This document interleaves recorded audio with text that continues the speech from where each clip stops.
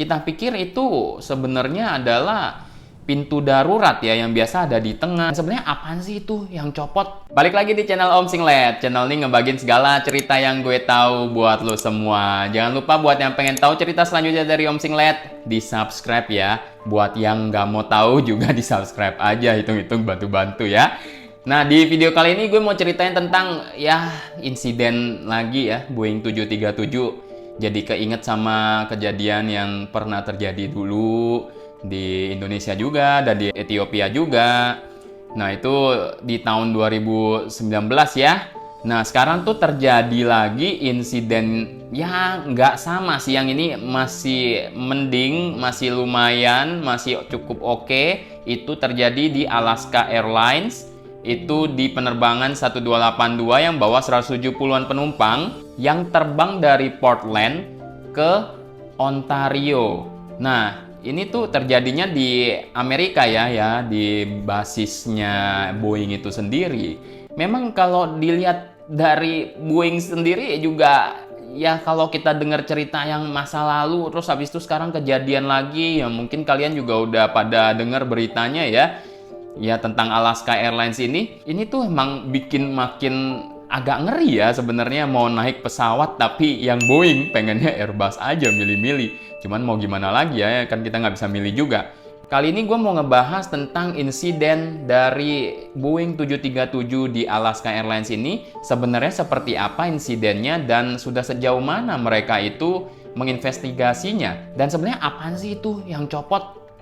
Kita saksiin di video kali ini.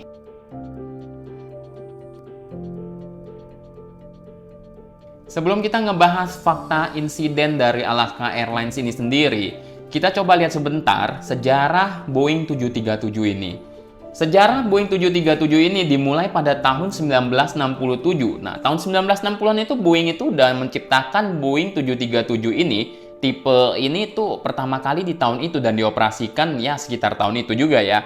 Nah, dari sejak tahun itu ya sejarahnya sih cukup bagus sampai 50-an tahun ya. Berarti udah berjalan 737 ini terkenal dan dipakai oleh banyak maskapai penerbangan di seluruh dunia. Kemudian dia juga akhirnya bikin tuh yang Max 8, Max 9, Max dan Max yang lain lah ya. Nah, di Max 8 ini ya itulah yang mengingatkan kita kepada insiden di tahun 2019 ya, yang merenggut cukup banyak jiwa dan kita turut sedih dengan kejadian itu. Itu dioperasikan sebenarnya pertama kali di tahun 2016. Kemudian Max 9 itu dioperasikan di tahun 2017. Berarti setahun kemudian itu ada Max 9. Nah, kejadian-kejadian ini yang setelah adanya tipe-tipe Max 8 dan Max 9 ini tidak jauh dari kompetisi antara dua produsen pesawat terbang terbesar di dunia, yaitu Boeing itu sendiri dan Airbus.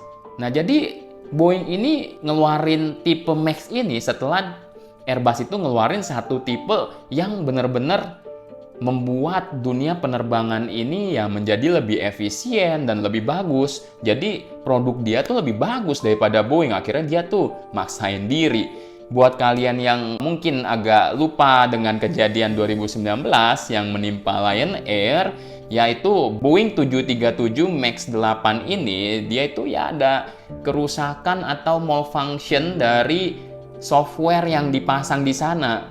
Ya kata orang-orangnya Boeing sih yang udah keluar atau whistleblower ya, yang biasanya ngasih tahu orang-orang kalau ada yang nggak benar di dalam perusahaannya itu. Ya dia bilang ini Boeing terburu-buru juga gara-gara mau bersaing dengan Airbus. Nah akhirnya dia tuh bikin biar pesawat dia itu bisa menyaingi Airbus tuh gimana caranya, terus pakai software. Nah software itu tuh yang akhirnya error lah dan membuat kecelakaan terjadi di Lion Air dan Ethiopian Air di tahun 2019.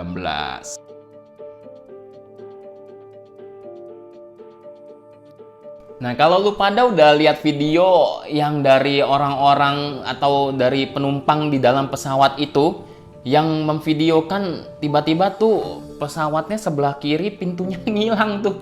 Waduh, itu bener-bener kaget banget ya. Kan pertama kali kita kalau ngeliat video itu kita kira emergency door-nya atau namanya pintu darurat ya. Pintu daruratnya itu hilang tiba-tiba waktu lagi terbang di atas langit. Terbang, wah ngeri banget ya. Kita juga panik kalau di saat itu, sampai ada apa tuh yang buat oksigen karena kan nggak bisa nafas ya mereka, jadi harus ada tambahan udara buat mereka para penumpang itu. Itu Alaska Airlines sendiri ngebawa sekitar 170-an orang di dalamnya. Dan kejadian itu bikin Alaska Airlines-nya harus putar balik lagi dan mendarat di airport yang awal di Portland.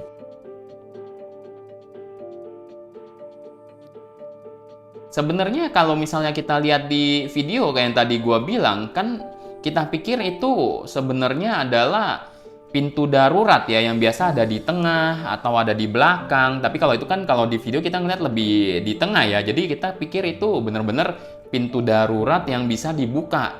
Waktu dicek itu ada beberapa hal yang perlu dilihat di dalam situasi dan insiden ini.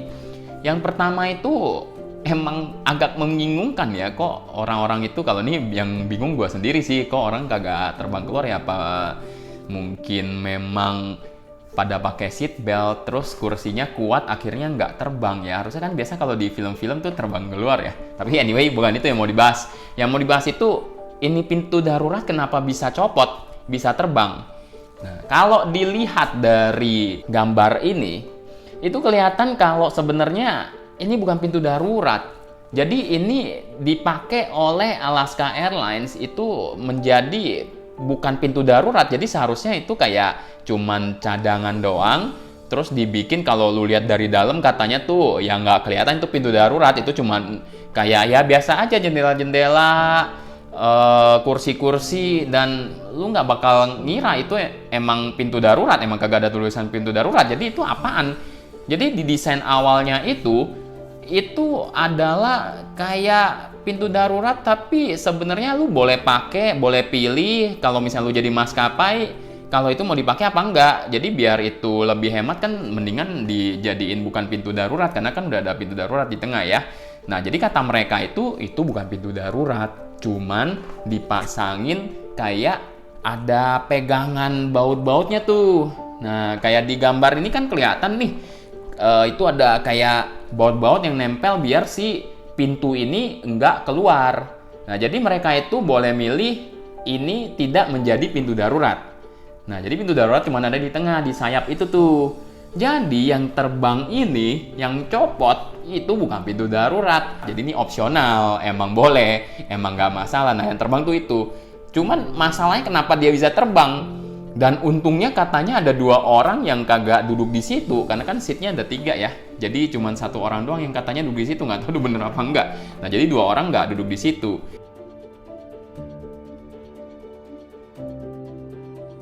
Ini kan sekarang lagi diinvestigasi nih sama KNKT-nya Amerika lah ya. Nah, mereka itu bilang kemana nih bautnya? Harusnya ada bautnya nih yang ngeganjel.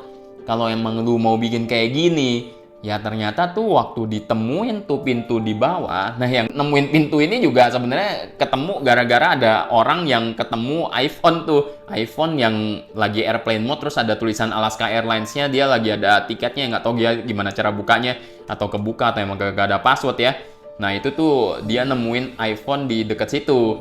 Nah akhirnya pintunya juga ketemu di, katanya sih deket-deket situ lah ya.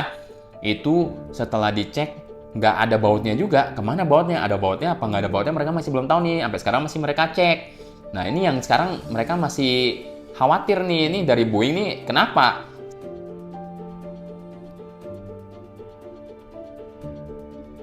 Hal menarik lainnya itu adalah si whistleblower atau mantan senior manager yang bekerja di Boeing. Dia itu udah keluar sih sekarang, makanya dia berani ngomong juga ya.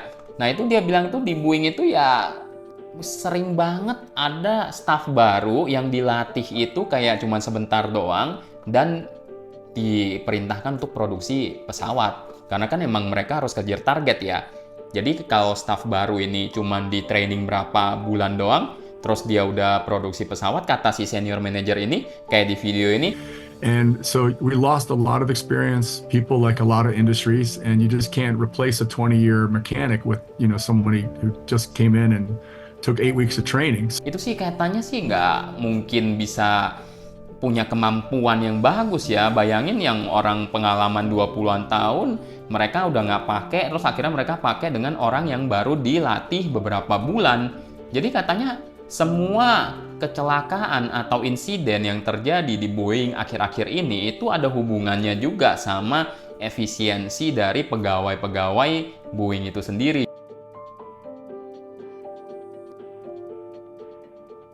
Lion Air kan katanya cuma punya 3 nih yang kayak gitu bentukannya, terus lagi diselidikin biar lebih aman lah ya. Ya mudah-mudahan semuanya aman ya. Sebenarnya sejak kejadian yang Boeing 737 MAX 8 itu terjadi di tahun 2019, ya pasti lu pada atau bahkan gue waktu bepergian juga ngeri juga waktu ngelihat tipe pesawatnya Boeing MAX 8. Ngeri juga sih emang.